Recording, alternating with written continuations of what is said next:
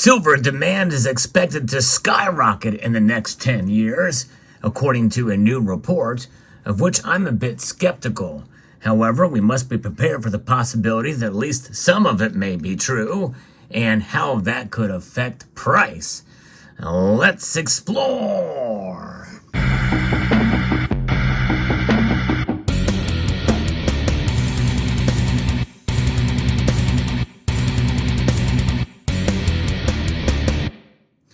The Silver Institute, the very name itself kind of insinuates that it's a biased organization, right? It is about promoting silver.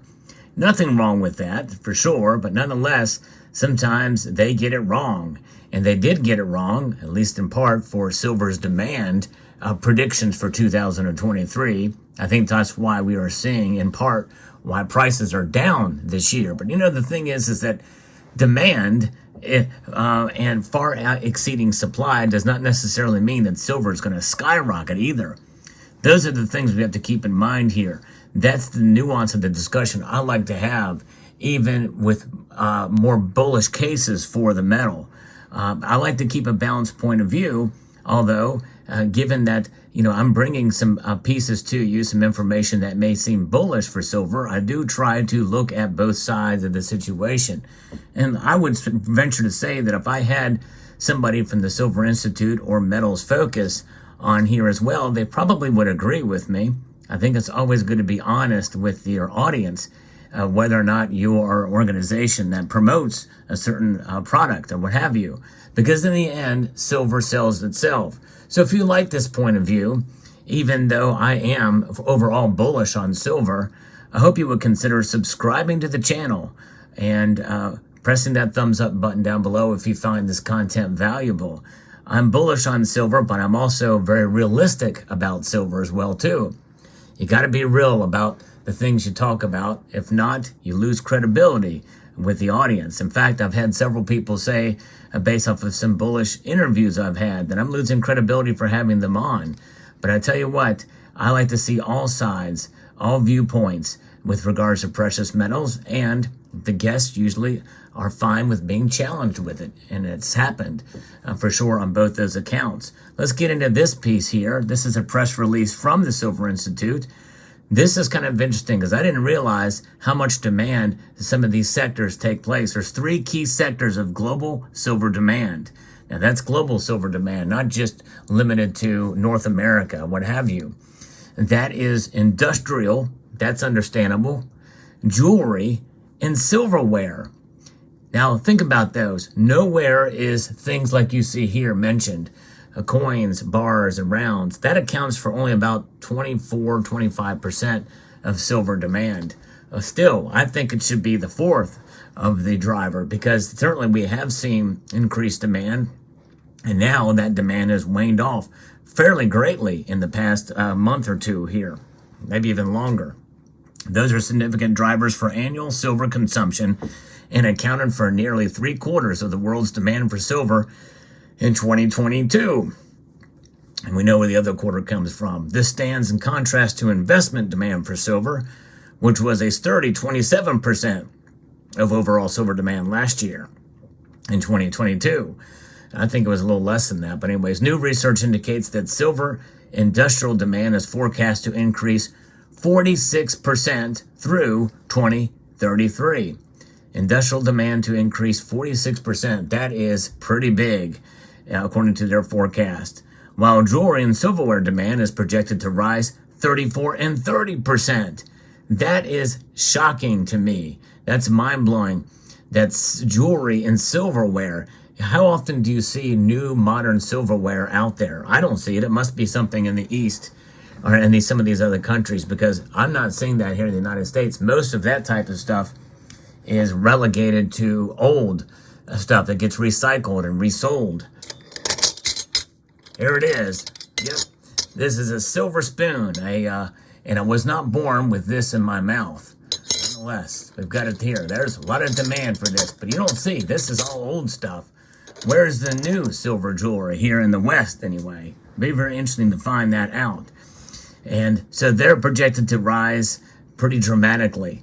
according to Oxford Economics, a leading independent economic advisory and consultancy firm based in London.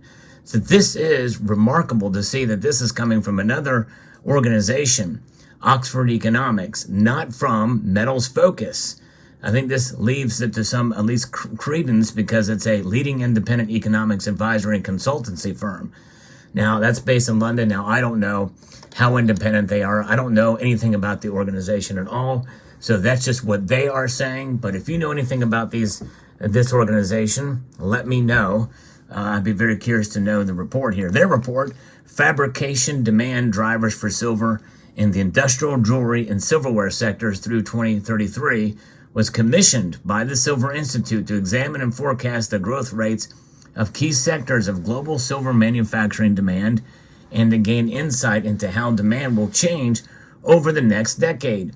The consultancy found that the combined output of silver industrial, jewelry, and silverware fabricators is forecast to increase 42%, effectively double the growth rate over the previous decade, which was from 2014 to 2023. The report finds that new critical industries that use silver are forecast to experience strong output over the next decade, which is most likely to occur in Asia, particularly in China. So, man, it's pretty fascinating. So that gives us some indications there, especially with maybe even the silverware thing here. And I'm sure that India as well, too. India imported a whole heck of a lot of silver. I documented that on my channel over the past year as well, too. It's pretty remarkable to see that. And, of course, that's backed off fairly greatly here. But pretty remarkable, pretty amazing to see this occur. It indicates that the forecasted increase in demand reflects the rapid growth in the output of the electrical and electronics applications industry, which is expected to grow by 55% over the next decade.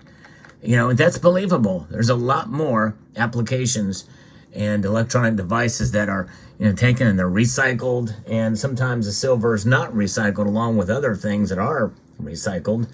But even if silver is recycled out of those devices, likely that demand is going to be coming into us from old devices, but also from mining. And I'll talk about that in a moment. So that is remarkable. And what we're seeing is expected to grow by 55% over the next decade. Silver's use in solar energy and electric vehicles will help lead this category forward. The report also looks at the evolving demand for silver and brazing alloys, which alone consume 9% of global industrial demand in 2022. So you have the solar energy, photovoltaics, electric vehicles. It's difficult to extract silver out of solar panels, by the way. I tried it. I've even posted a video about it on this channel. But nonetheless, it's not quite as easy to do. There is some technology, and I've talked about that in a video too, about how that can be done, or how they're finding ways to make that occur, because solar technology is getting better, and it's actually requiring more silver, which means that demand will probably pick up based off of that new technology, as has also been reported on this channel before. Oxford Economics forecasts that India will lead jewelry demand over the next 10 years, and that's believable for sure. But the report indicates that it may lose some of its jewelry dominance to China as the country's economic situation strengthens. Silverware demand is to continue to be led by India. Now, that makes sense. But perhaps with a lower market share than it recorded in 2022. The report also addresses why long-term forecasting is essential and examines potential risks such as structural changes like thrifting or possible global economic challenges. And there's a lot of things that involve the fragility of the supply chain that we have witnessed. In fact, when the Silver Institute made its forecast for 2023, it pretty much assumed that China could just snap, get right back to it. But they've had a very difficult time, and to this day have not really completely reconnected their supply chains in order to provide some of these products into the marketplace. So it's taking longer than expected. But maybe once they do reconnect, Maybe we'll start to see that demand hasten into 2024. And that, along with other factors, well, you never know. But also have to take into account what's going on in China. They're doing a lot of saber rattling. They came very close in a geopolitical scenario to a collision fairly recently here. We know that there is a threat against Taiwan, and how that's going to play a role in the geopolitical sphere, and especially with what's going on with the trade and tariffs with China. They are definitely not a friend of the United States, but we do a lot of business with them. We do the most business with China, and a lot of things are made in China. And we'd like to see more things made at home, but nonetheless, that demand is going to not slow down a whole lot in the coming years, and that's what's forecasted here. But again, long-term forecasting is something that must take into account some of these other things like structural changes, supply chains, geopolitics, and the like. All of that could put a damper on silver demand, which could lead to stagnant prices or even lower prices.